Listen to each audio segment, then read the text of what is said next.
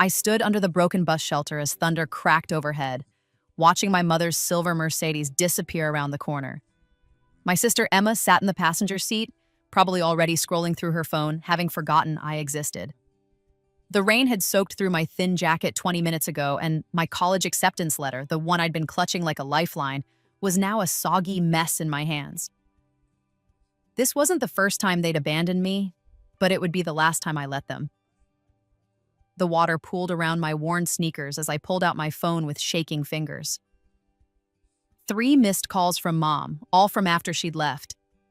I could picture her now, sitting in our warm, marble-floored kitchen, telling Dad how I was being dramatic again, and probably found another ride. Emma would nod along, twirling her designer car keys, the ones to the BMW they'd bought her for her 18th birthday. I'd gotten a card. My finger hovered over the callback button. Then I thought about the letter in my hand, the one they didn't know about yet. Stanford, full scholarship, computer science. And more importantly, I thought about the other acceptance letter, the one from my past life that I'd watched Emma steal and use as her own because I'd lived this all before. 6 months ago, I died in a car accident on my way home from the library. I was 23, working 3 jobs to pay off the student loans my family had refused to help with, still trying to win their love. The last thing I remembered was the headlights, the impact, and then I woke up as my 17-year-old self on the morning of my high school graduation. I had a second chance. And this time, I knew exactly what was coming. Let me take you back to understand how we got here. To me, drenched and shivering, finally ready to burn every bridge they'd built from my bones. I was born Claire Morrison, second daughter to Margaret and Richard Morrison, younger sister to perfect, precious Emma. From the moment I could form memories, I understood my place in the family hierarchy. I was the spare, the backup, the one who existed to make Emma look better. In my first life, I'd accepted this. I'd swallowed every slight, every forgotten birthday, every parent-teacher conference they'd missed because Emma had a recital. I'd smiled through every Christmas where Emma's pile of presents dwarfed mine, every family photo where I was cropped out or standing in the background, every college fund discussion that ended with, "Emma needs it more." My father was a real estate developer, wealthy enough that money should never have been an issue. My mother had been a corporate lawyer before she retired to focus on managing the family, which really meant managing Emma's social calendar and future. They lived in a 6-bedroom house in the suburbs, drove luxury cars, vacationed in Europe twice a year. I wore Emma's hand-me-downs and worked part-time at the local grocery store from age 15. It wasn't just neglect. That would have been easier to bear. It was active, creative cruelty disguised as parenting. When I was 12, I won the regional science fair. My project on water purification was selected to compete at nationals. I came home bursting with excitement, waving my blue ribbon. Mom barely looked up from her laptop. "That's nice, dear. Emma, show your father your new report card, all A's again." Emma's grades were inflated by the private tutors they hired. Mine were earned in the public library after my grocery store shifts. When I was 14, I made the varsity track team, the only freshman to do so. I begged them to come to my first meet. They promised they would. I saw them in the stands when I took my position at the starting line, and my heart soared. Then I watched them leave 5 minutes later when Emma called about a wardrobe emergency before her date. I still won my race. I celebrated alone. When I was 16, I taught myself to code. I built my first app, a study aid that helped students organize their schedules. It got featured in the local news. The reporter called my house for an interview. My mother answered, gave them Emma's name instead, and told them Emma would call back. The article never ran. The pattern was clear. Emma was the golden child, destined for greatness. I was the shadow, useful only for making her shine brighter by comparison. In my first life, the worst betrayal came the day my college acceptance letters arrived. I'd applied to 15 schools, worked myself to exhaustion on my applications and essays. I got into 12 of them, including Stanford, with a full scholarship. Emma applied to 6 schools with my parents' help, professional essay coaches, and their generous donations. She got into 3, all safety schools. I never saw my letters. Emma intercepted them from the mail, steamed them open, and when she saw my Stanford acceptance, she panicked. She destroyed my letters and told my parents I'd been rejected everywhere, that I was just too stupid for college. She suggested I take a gap year, work, and figure myself out. My parents believed her without question. Emma went to my meetings with the school counselor pretending to be me, withdrew my applications, and declined all my acceptances using forged emails from an account she set up. By the time I found out, it was too late to fix. The deadlines had passed. I spent the next 5 years working retail and taking community college classes at night, trying to scrape together enough for university. Emma graduated from her mediocre state school and used my parents' connections to land a cushy marketing job. She lived at home, rent-free, while I slept on a friend's couch. I never got my degree. I never got my life. Until the accident gave it back to me.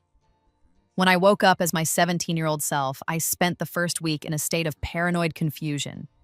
I memorized every detail of my younger face in pawn.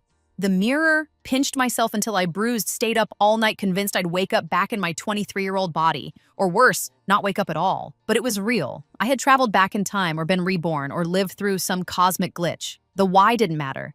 What mattered was that I remembered everything. Every betrayal, every theft, every moment of cruelty. And I had 6 months until college acceptance letters were supposed to arrive. This time, I was smarter. I opened a P.O. box in secret and used that address for all my college applications. I applied to the same schools but adjusted my essays with the wisdom of my 23-year-old self. I knew what worked because I'd already done it once. I aced my interviews because I'd lived them before. I also did something new. I documented everything. Every time my parents forgot to pick me up from school, I took a time-stamped photo of myself waiting. Every time they chose Emma over me, I recorded the conversation on my phone. Every time they gave Emma money while telling me to be more independent, I kept a log. I wasn't just preparing for college applications, I was building a case. The science fair victory that they'd ignored? I made sure the local news covered it extensively this time, reaching out directly to reporters. When the article ran with my picture and quotes, I saved a dozen copies. The track meets they'd missed? I befriended a teammate whose mother loved taking photos. I had an entire album of my victories, my medals, my achievements. All time-stamped, all real, all mine.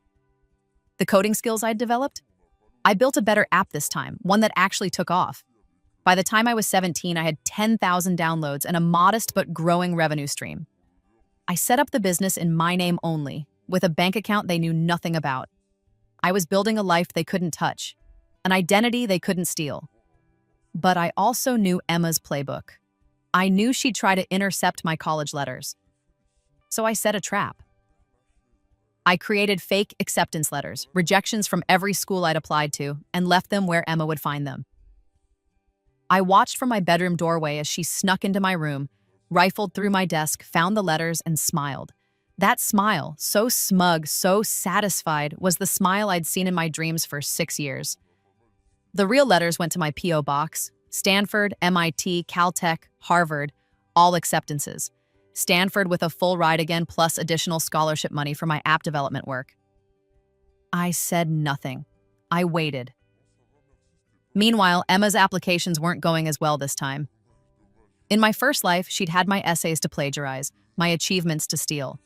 This time, she only had her own mediocre work. She got into 2 safety schools, same as before, but she'd been so confident she'd get into better programs. She'd bragged to all her friends about applying to Columbia and Yale. The rejections devastated her. I almost felt sorry for her. Almost. The trap I'd been setting went deeper than college applications, though. I knew how my family operated. They were a unit, a closed circle that kept me on the outside. To truly win, I needed to break that circle. I needed them to turn on each other. So I started planting seeds. A comment here about how Emma seemed stressed lately. A concerned question there about whether they thought Emma was handling the pressure of senior year okay. I showed my mother some of Emma's Instagram posts that implied she was partying more than studying. Posts I'd carefully screenshotted and time-stamped. I'm just worried about her, I'd say, the picture of a concerned sister. I know how much you're counting on her success. The thing about golden children is that they're held to impossible standards. Any crack in the facade is a crisis. My parents started watching Emma more closely, questioning her, doubting her, And Emma, who'd never had to deal with anything but blind adoration, started to crumble under the scrutiny. She got defensive, started lying about little things, got caught lying about bigger things. I just kept my head down, got perfect grades, and waited for the final pieces to fall into place. That brings us to tonight, the night they left me at the bus stop. The rain was finally letting up as I made my decision. I wouldn't call them back. Instead, I called an Uber with money from my secret bank account and went home to execute the final phase of my plan. My phone wouldn't stop buzzing, texts from Mom asking where I was, demanding to know why I wasn't answering. I could picture her annoyance, the inconvenience of having to think about me. There'd be no concern, no apology for abandoning me in a thunderstorm, just irritation that I was being difficult. I walked into our house soaking wet, tracking water across the marble floors Mom obsessed over. The three of them were in the living room, Dad with his scotch, Mom with her laptop, Emma with her phone. They looked up when I entered, and I saw the flicker of annoyance cross my mother's face. "Where have you been?" she demanded. "I've been calling you." "The bus stop," I said calmly. "Where you left me. In the rain. For 40 minutes. Emma didn't even look up from her phone. Dad shifted uncomfortably. "Don't be dramatic, Claire," Mom said. "We forgot you were coming with us. Emma said she told you we'd meet you at home." I looked at Emma. She finally glanced up, her expression perfectly innocent. "I did tell you that, Claire. You must have forgotten." In my first life, this was where I would have apologized, made excuses for myself, shrunk down and disappeared into my room. Not this time. "No," I said simply, as "You didn't, but that's okay. It clarified some things for me." I turned and walked upstairs to my room, ignoring Mom's demand to come back and explain myself. I had work to do.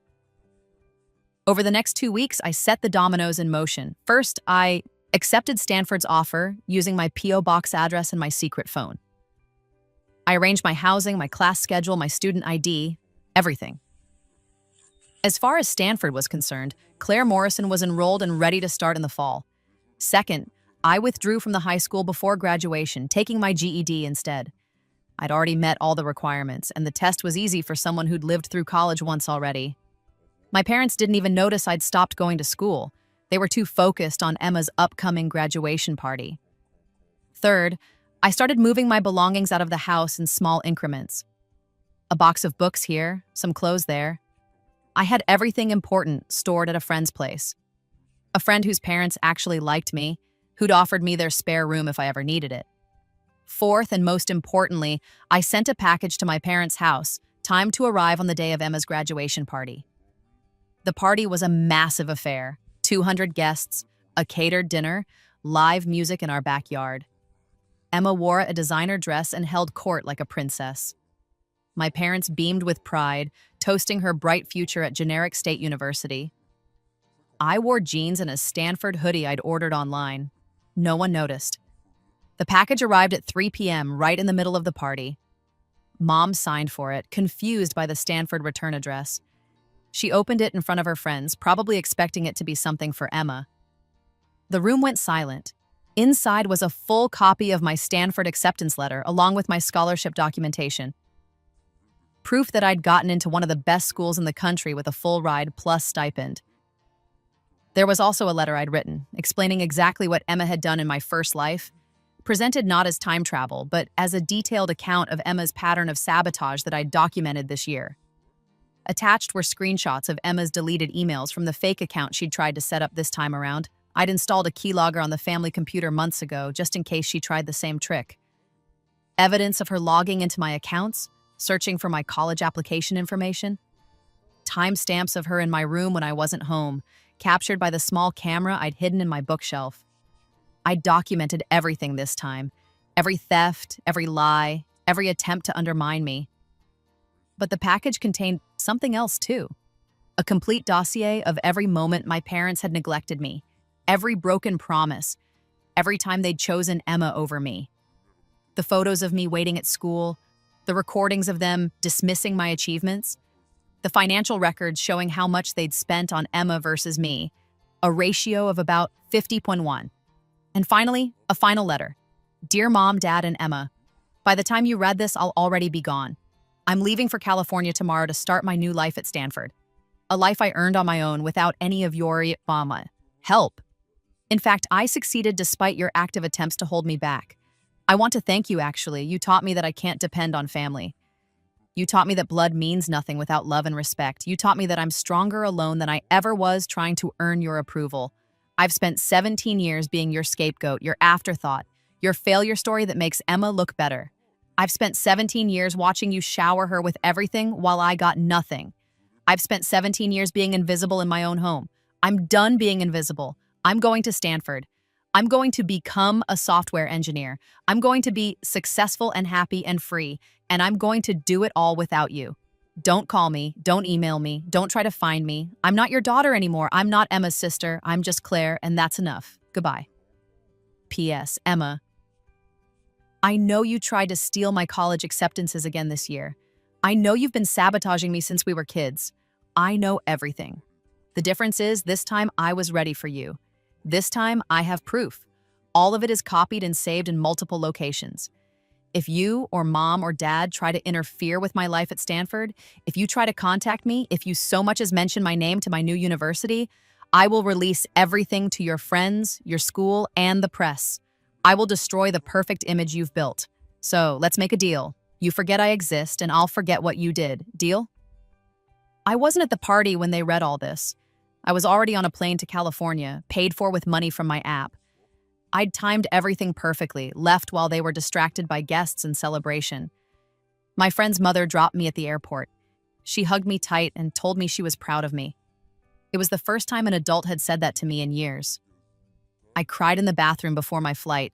My phone exploded with messages as I waited at my gate. Mom, Dad, Emma, all of them calling, texting, leaving voicemails that progressed from angry to confused to panicked. I didn't read any of them. I'd set up a new phone number weeks ago, and after I landed in California, I'd switch over completely. The old Claire Morrison, the one who waited for hours for rides that never came, who made herself small to avoid conflict, who believed she deserved the scraps they threw her. That Claire died in a car accident. Or maybe she died standing in the rain at that bus stop, watching her mother's car disappear. This Claire was someone new, someone who understood her worth, someone who didn't need their love because she'd learned to love herself. The flight was smooth. I slept through most of it, exhausted but peaceful. When we landed in San Francisco, I took a deep breath of California air and felt like I was finally breathing for the first time. Stanford was everything I'd dreamed it would be, both times around. I threw myself into my studies with the confidence of someone who'd already learned these lessons once before. My professors noticed my unusual aptitude, my ability to grasp complex concepts quickly. I didn't tell them it was because I'd already taken these classes in another life. My app continued to grow. By the end of my freshman year, I had 50,000 downloads and was generating real revenue. I hired a small team of other students to help expand it. By sophomore year, I had caught the attention of a venture capital firm interested in investing. I was careful with the money. I remembered being poor in my first life, remembered the desperation of working multiple jobs and still coming up short. This time, I saved aggressively, invested wisely, and built a financial cushion that made me feel safe for the first time in my life. I also went to therapy. Stanford's Student Health Center was excellent, and I spent 2 years working through the trauma of my family's abuse with a counselor who actually understood.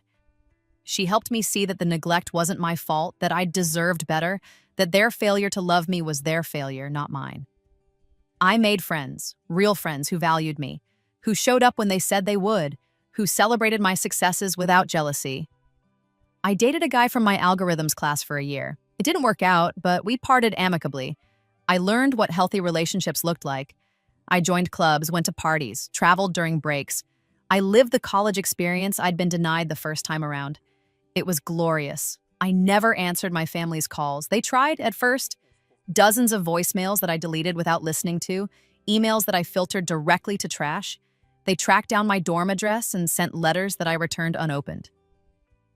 My mother even tried to contact the university administration, claiming I was mentally ill and needed intervention. I'd anticipated this. I'd already met with the dean of students and explained the situation, showed them the evidence of abuse, the documentation of their neglect.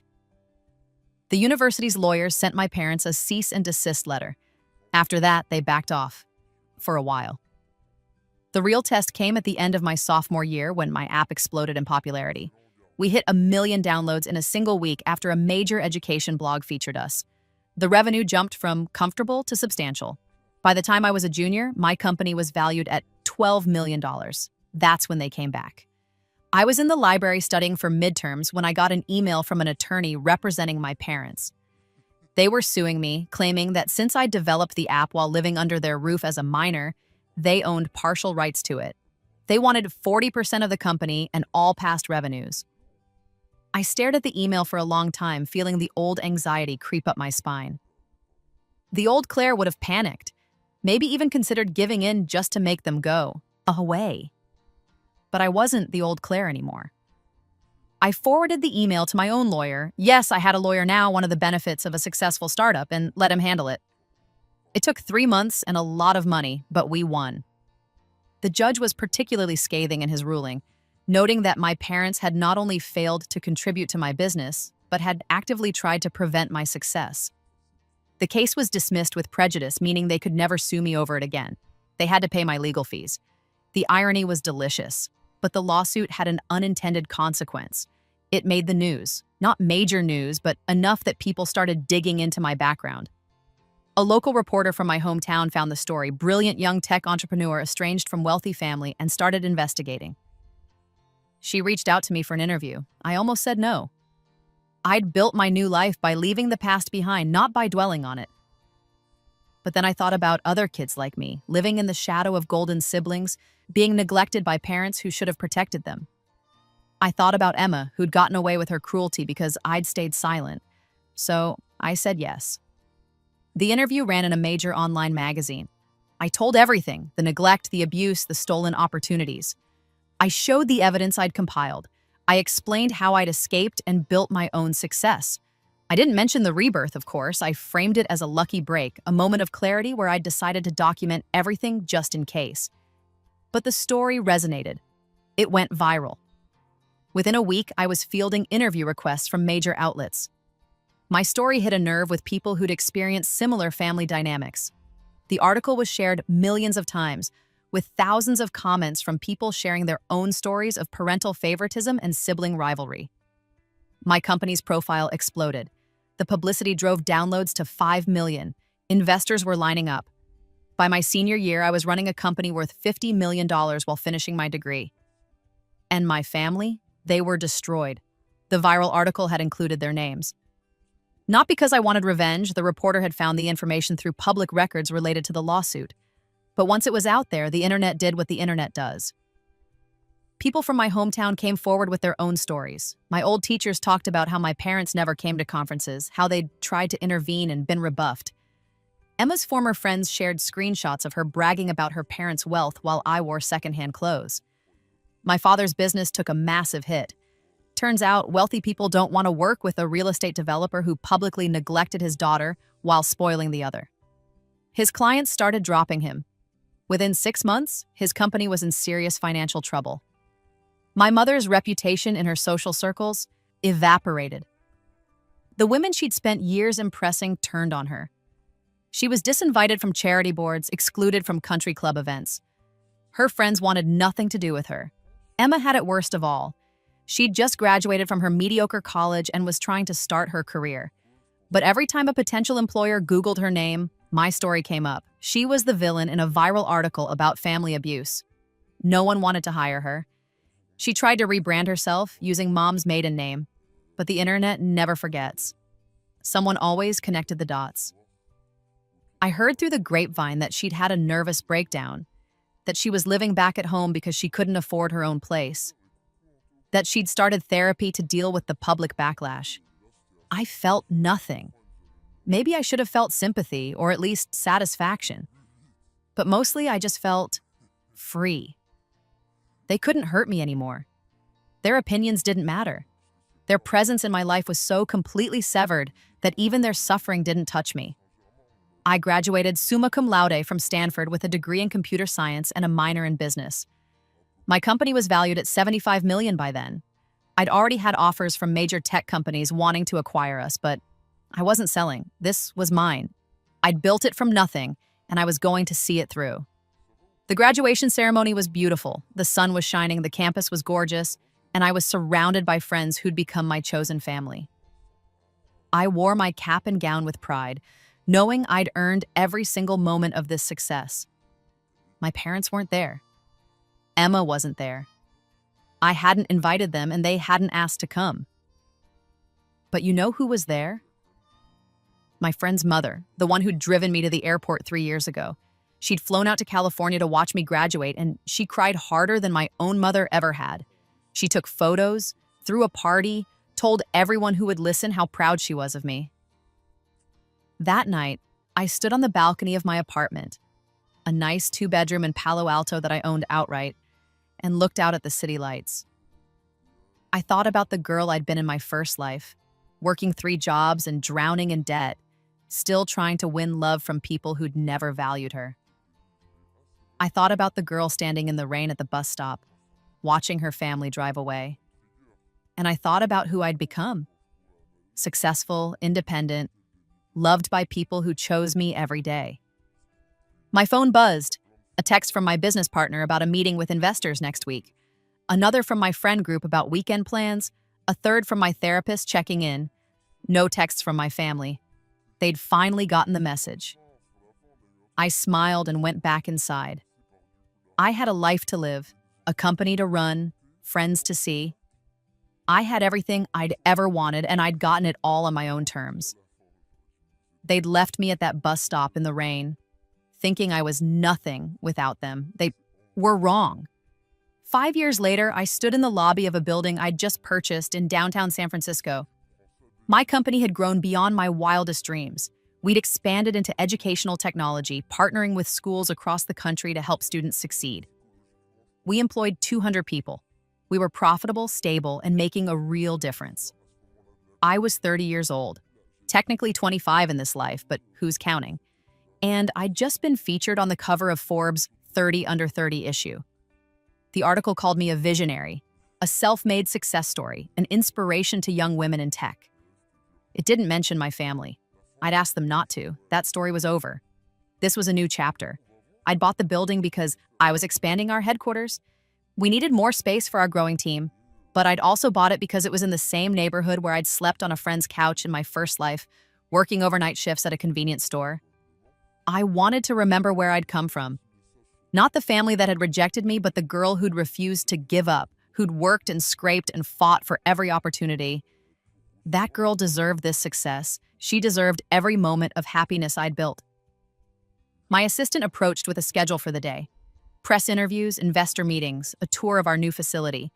My calendar was always full now, but I didn't mind. I loved my work. I loved my life. "Oh, and you got this," she said, handing me an envelope. It was marked personal, so I didn't open it. I looked at the envelope. The handwriting was familiar, my mother's careful script. My stomach tightened automatically, an old response I was still working on in therapy. I almost threw it away without opening it. I'd been clear about my boundaries. No contact meant no contact, but curiosity won. I opened the envelope and pulled out a single card. It was an invitation to Emma's wedding. I stared at it for a long moment, processing. Emma was getting married. To someone named David, apparently. The wedding was in 3 months at the country club where we'd spent summers as kids. The invitation was expensive, embossed, traditional. There was a handwritten note paperclipped to it. "Claire, I know you probably won't come. I know I don't deserve to ask, but you're my sister and I want you there. I've spent the last 5 years in therapy working through what I did to you. I understand now how wrong I was. I understand that I can't undo the damage. I'm not asking for forgiveness. I'm just asking you to know that I'm sorry, really, truly sorry. And if you ever want to talk, I'm here. Love, Emma." I read the note 3 times, looking for the trap, the manipulation, the hidden agenda.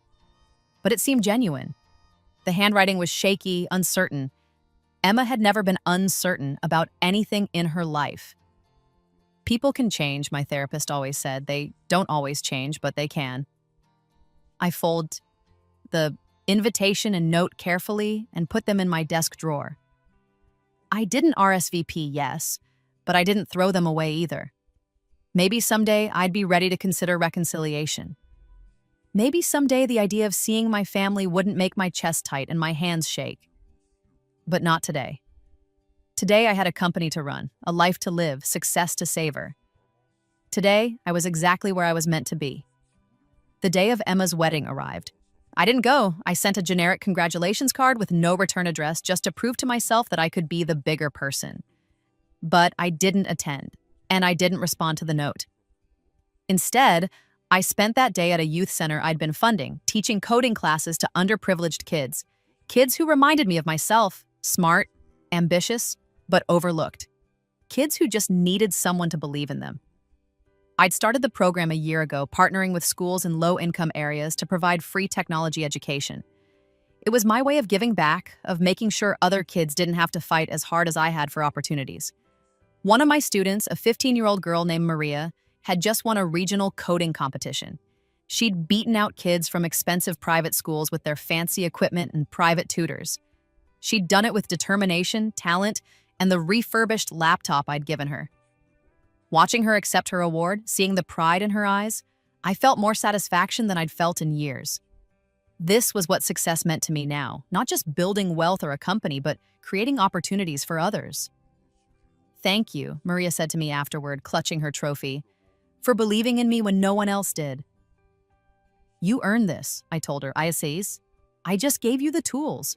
You did the work." She hugged me and I felt something inside me settle. This was why I'd survived everything I'd been through. This was the purpose I'd found on the other side of trauma. That night, I went home to my apartment and opened a bottle of wine. I toasted to Maria, to all my students, to the life I'd built. I toasted to the girl who'd stood in the rain and decided she deserved better. And I toasted to the family I'd found, the friends who'd become my siblings, the mentors who'd become my parents, the community that had accepted me when my own blood relatives had not. My phone rang. Unknown number. I almost didn't answer, but something made me pick up. "Claire?" It was my father's voice, older and shakier than I remembered. "Please don't hang up." I should have hung up. I should have maintained my boundaries. But I was curious about what he wanted after all these years. "You have 2 minutes," I said. I wanted to tell you I'm proud of you." His voice cracked. "I saw the Forbes article. I've been following your company. You've done incredible things." "Without your help," I said flatly. "Yes, without my help, without any of our help." "Claire, I know I failed you. I know I don't deserve your forgiveness, but I want you to know that I see it now. I see what we did to you, what we stole from you." "What do you want, Dad?" "Nothing. I don't want anything. I just wanted you to hear me say I'm sorry. I'm sorry I wasn't the father you deserved. I'm sorry I let your mother and Emma treat you the way they did. I'm sorry I chose comfort and peace over protecting you. You deserved better. You always deserved better." Tears surprised me, sliding down my cheeks. I'd thought I was past this, past caring what they thought. But apparently some part of me had still been waiting for this apology. "Thank you for saying that," I said quietly. "But it doesn't change anything. You had 17 years to be my father. You chose not to be. I've built a life without you, and I don't need you in it now." "I understand." He was crying too. I could hear it in his voice. "I just needed you to know. You're an extraordinary person, Claire. You always were. I was just too blind to see it." He hung up without asking for anything else. No request for reconciliation, no plea for a relationship, just an apology and an acknowledgement. It should have felt like closure. Maybe someday it would. That night, I dreamed about the bus stop.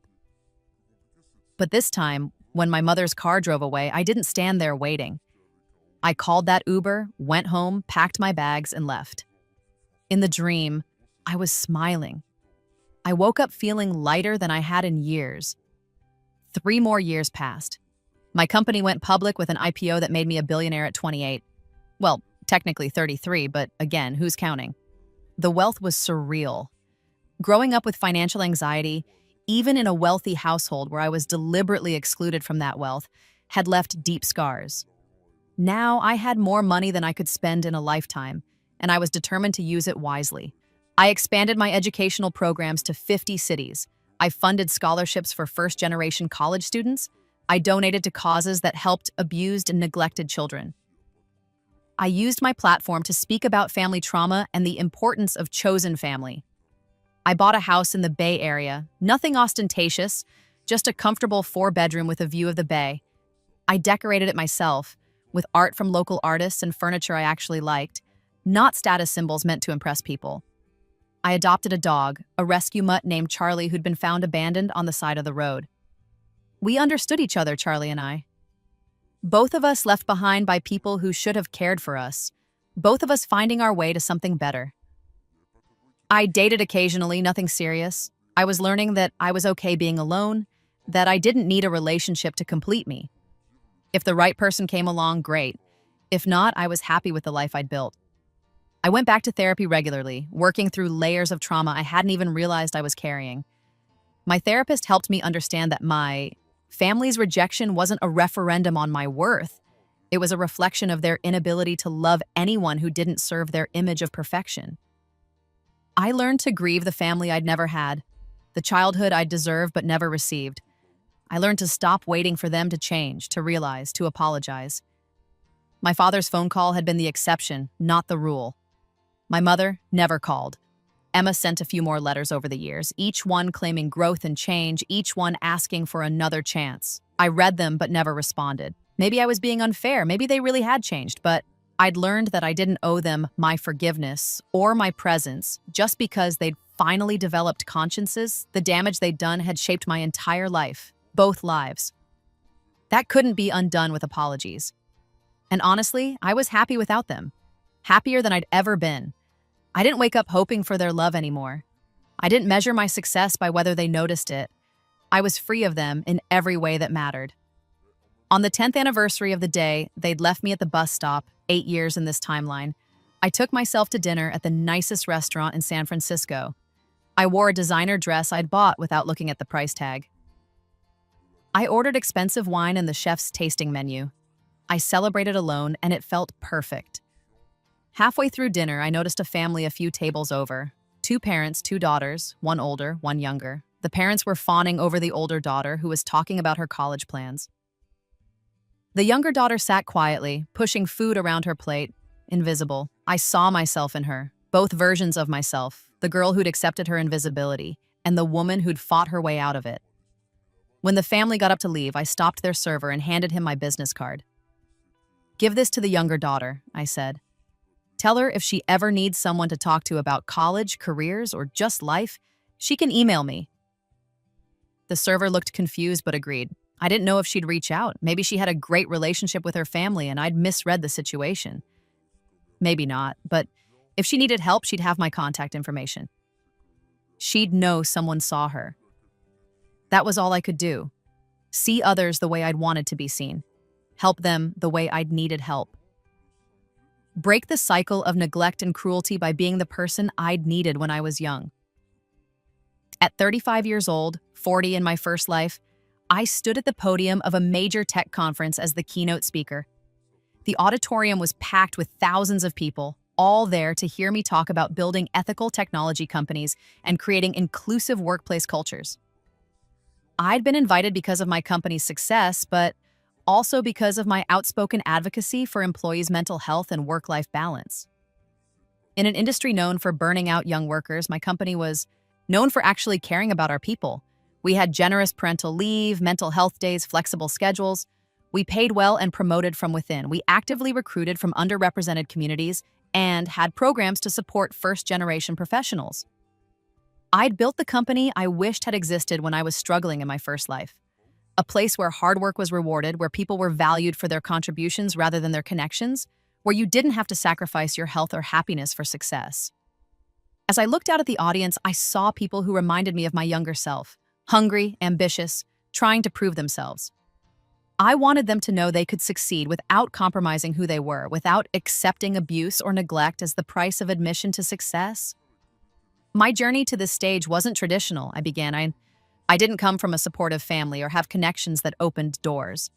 I succeeded because I refused to accept other people's limitations as my own.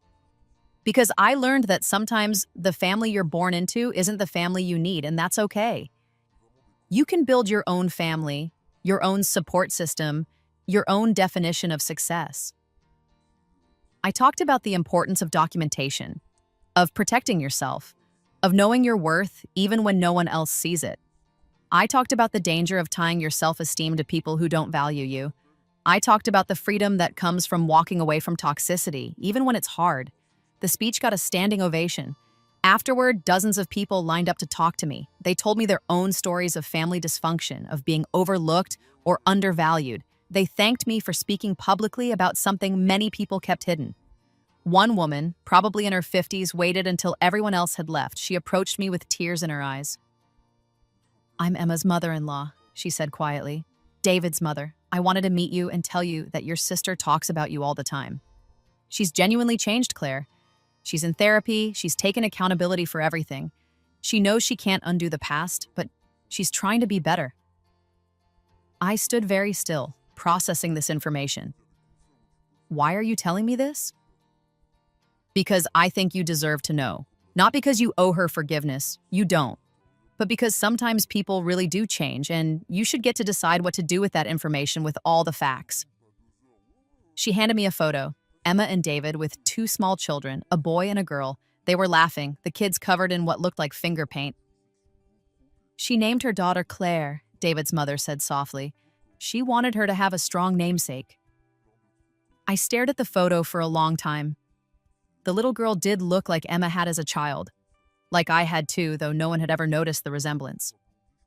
"Thank you for telling me," I said finally. "But I'm still not ready for contact. Maybe someday, just not yet." "I understand. Emma does too. She just wanted you to know she's sorry, and that she's trying to be the kind of mother who doesn't play favorites, who sees both her children clearly." After she left, I sat in my hotel room with the photo. I studied my niece's face. This child I'd never met who carried my name. Part of me wondered if this was another manipulation, a new tactic to get me to lower my guard. But a larger part, the part that had spent years in therapy, that had learned to trust my instincts, believed it was genuine. People could change. I had changed, after all. I'd gone from a victim to a survivor to a thriver. Why couldn't Emma change too? But that didn't mean I had to let her back into my life. Change was about her becoming a better person for herself and her children. It didn't obligate me to witness it or participate in it. I could acknowledge her growth and still maintain my boundaries. Both things could be true. I put the photo in my wallet. Not where I'd see it every day, but somewhere I wouldn't lose it. Maybe someday I'd want to meet my niece and nephew. Maybe someday I'd be ready to hear Emma's apologies in person. But not today. Today, I had a life that made me happy, a purpose that fulfilled me, and peace that I'd fought too hard to achieve. I wouldn't risk that peace even for the possibility of reconciliation. Maybe that made me unforgiving. Maybe it made me self-protective. Probably both. I was okay with that. Now, at 40 years old, 45 in my first life, though the lines between lives had blurred years ago, I sit in my home office looking out at the bay. Charlie is asleep at my feet, gray around the muzzle now, but still my faithful companion. My company is thriving. My programs have helped thousands of students. I've built a life that matters. I received another letter from Emma yesterday. She sends one every year on the anniversary of the day I left, even though I never respond. This one was different, though. "Claire, I don't expect you to read this, much less respond, but I needed to tell you that Mom died last week. Heart attack. It was quick. Dad wants to know if you'll come to the funeral. I told him I doubt it, but that I'd ask. I'm not writing to pressure you or guilt you. I'm writing because you have the right to know, and because you deserve the choice about whether to come say goodbye." For what it's worth, she talked about you at the end. She said she wished she'd been a better mother to you. She said she was sorry. I don't know if that matters to you anymore. I don't know if it should matter, but I thought you should know. The funeral is on Saturday at 2 p.m. You know where. Whatever you decide, I hope you're happy. I mean that. I hope you've built a beautiful life far away from all of us. I hope you found people who love you the way we should have. Love, Emma. I've been sitting with this letter for 2 days now, trying to decide what to feel. My mother is dead. The woman who gave birth to me but never really mothered me. The woman who overlooked every accomplishment, dismissed every hurt, chose my sister over me 1,000 times. The woman who left me standing in the rain and drove away without a second thought. I should feel something. Grief, anger, relief, satisfaction, something. But mostly I just feel empty, like hearing about the death of someone I used to know a long time ago. She's been dead to me for 23 years in this life, longer if you count my first life. This just makes it official. I won't go to the funeral. I decided that immediately. I don't need closure from a coffin. I found my closure years ago, standing in the rain, watching her car disappear. I found it when I got on that plane to California. I found it every day. I built my life without her approval. But I write back to Emma, the first contact I've initiated in 23 years. Emma, thank you for telling me about Mom. I won't be attending the funeral. I said my goodbye to her a long time ago. I hope you're well. I hope you're being the mother to your children that we didn't have. That's the best revenge any of us can get, breaking the cycle. I'm not ready for a relationship with you or Dad. I may never be, but I appreciate you respecting my boundaries all these years. That means more than you know. I'm happy. Really, truly happy. I have a good life, good people around me, and work that matters. That's enough. Take care of yourself and your family, Claire. I mail the letter and feel something release in my chest. Not forgiveness exactly, not reconciliation, but acknowledgement.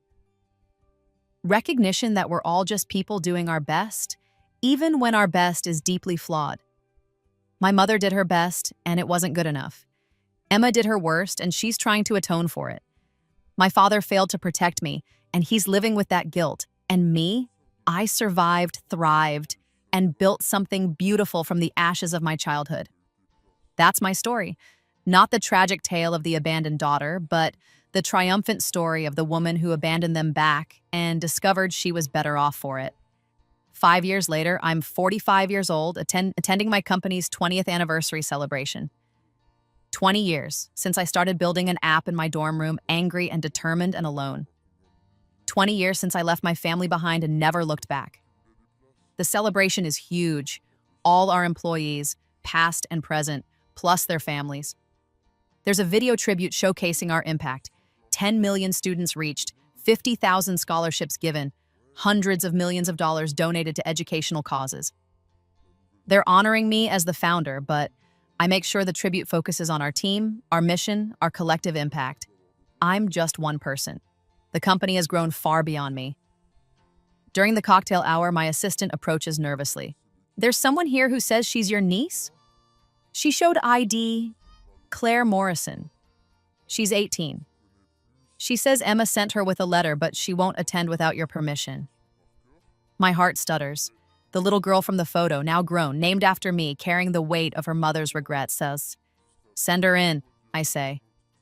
The young woman who enters is stunning, tall, confident, with Emma's features but something different in her eyes. A kindness maybe, a clarity. "Aunt Claire," she says, and then laughs nervously. "That's weird to say. I've been calling you that my whole life, but we've never met." "Hello, Claire," I say. "You can call me, well, Claire works fine. Or CC if that's less confusing." "Mom calls you Claire," she says. "I've always been little Claire or LC to differentiate." We sit. She's nervous, fidgeting with the envelope in her hands. "Mom wanted me to give you this," she says. "But first, I wanted to say thank you for being my namesake, for being the reason my mom learned to be a better person. I know you don't owe us anything, and I'm not here to ask for anything. I just wanted to meet you once, to see the woman whose name I carry." I take the envelope but don't open it yet. "Tell me about yourself," I say. "Your life, your dreams." "Not your mother's story, yours." She lights up. "I'm starting at MIT in the fall. Computer science, like you. I want to build educational technology too. Not to copy you. I mean, obviously you're an inspiration, but I have my own ideas about adaptive learning algorithms, and she catches herself rambling and blushes. Sorry, I get excited. Don't apologize, I say. I'm the same way. Tell me about your algorithms. We talk for an hour. She's brilliant, passionate, innovative. She's also kind, humble, and deeply thoughtful about the ethics of technology. She's nothing like Emma was at 18, or rather, she's like the Emma that could have been if our mother hadn't poisoned her with entitlement and cruelty. Your mom did well, I say finally, raising you. She tried really hard, little Claire says quietly. She talks about you sometimes, about how she treated you, how she stole from you, how she was so caught up in being the favorite that she couldn't see you as a person. She says it's her biggest regret, and that my brother and I will never understand how lucky we are to have parents who love us equally. She told you everything? When I was 16. She said I needed to know the truth about where I came from, about the mistakes she made. She said you deserved better than her apologies, but that she'd spend her whole life trying to be worthy of your name. I open the letter. It's short. Claire, our daughter asked if she could meet you. I told her about you, all of it, the good and the bad. Mostly the bad I did to you. I'm not asking for forgiveness. I'm not asking for anything. I just thought you should meet her if you want to. She's remarkable. She's everything I wasn't. Kind, ethical, generous. She's more like you than like me. If you don't want to see her, I understand. If you want to be in her life as a mentor or aunt, I'd be honored. If you want nothing to do with any of us, I'll respect that too. Thank you for giving me your name for her. It's the greatest gift anyone has ever given me. The reminder every day of the sister I lost through my own cruelty and the motivation to be better. Love, Emma. I look at the young woman in front of me, my niece, my namesake, my sister's daughter. She's watching me with Emma's eyes, but with an openness Emma never had. Would you like an internship? I ask. At my company this summer, before MIT starts? We have a program for incoming freshmen in computer science. Her face breaks into a huge smile. Really? That would be, yes, absolutely. Good. Email my assistant Monday. We'll set it up. I pause. And maybe we could get coffee sometime.